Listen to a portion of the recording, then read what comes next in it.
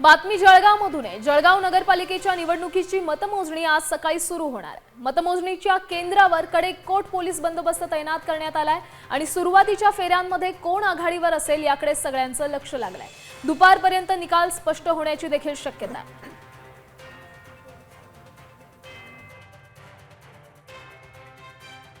जळगाव जिल्ह्यातील नगरपालिकांचा निकाल या ठिकाणी जाहीर होणार आहे। ते आपण बघू शकतो की आपण आहे नशिराबाद या ठिकाणी या ठिकाणी थोड्या वेळातच मतमोजणीला सुरुवात होणार आहे।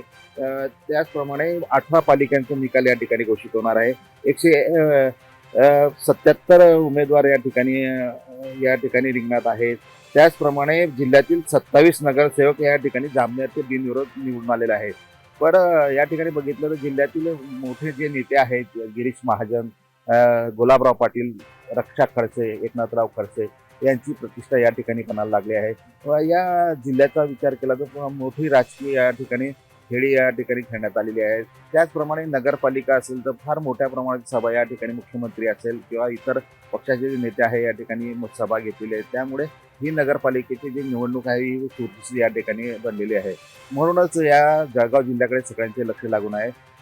येणाऱ्या काळा म्हणजे काही तासामध्ये या ठिकाणी नगराध्यक्ष किंवा उमेदवारांचे निकाल जाहीर होतील। संजय महाजन, साम टीव्ही, जळगाव।